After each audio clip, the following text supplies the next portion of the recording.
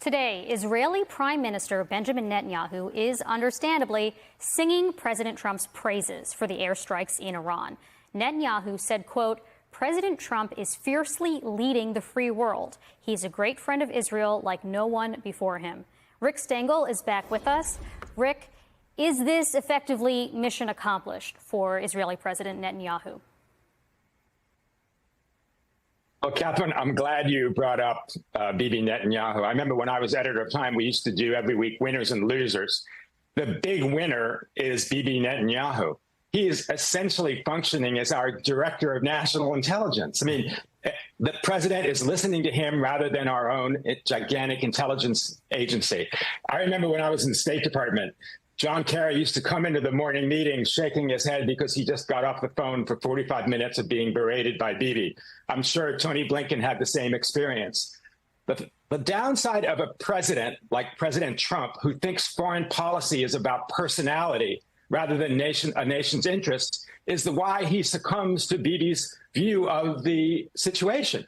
Netanyahu has tried to persuade the last three presidents, including Trump in his first term, that Iran was this far away from having a nuclear weapon. Well, he finally persuaded Donald Trump in his second term. That's not a president who is representing America's interests. That's a president who's doing the bidding of the head of a foreign government.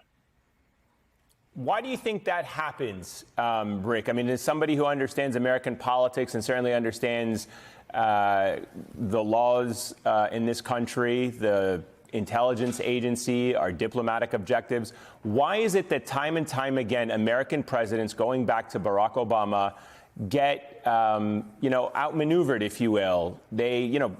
Prime Minister Netanyahu came and basically lobbied Congress to not go along with the JCPOA. He infamously defied President Biden's red lines in Gaza. And yet, once again, here, he managed to find in President Trump somebody who is willing, as you said, go with his intelligence over the American community's intelligence. Well, Eamon, as you know, he's very persuasive. And kind of his secret sauce is he grew up here. He went to high school in Pennsylvania. He understands America as well as he understands Israel. He knows that being close to the U.S. is absolutely important for an Israeli prime minister. We are Israel's big brother. He needs to look out for us just the way we look out for him. But again, other presidents, Barack Obama, who I worked for, was always very wary of trying to get locked in by Bibi into the point of view where he's representing Israel's interests. Israel's interests are not necessarily America's interests. So quickly, Rick, if he's the winner right now, is he done making requests of President Trump? What more might he ask of the United States?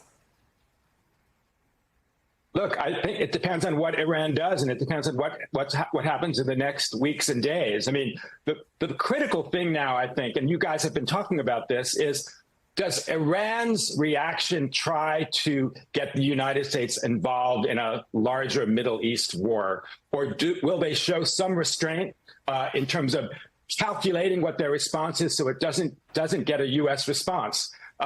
Remember, I don't even know how Bibi wants to do that. Donald Trump seems to feel that this raid is a one and done, and then Iran will come to the table. Well, that would be the best possible outcome, in my view. Rick Stengel, thank you so much for joining us this evening.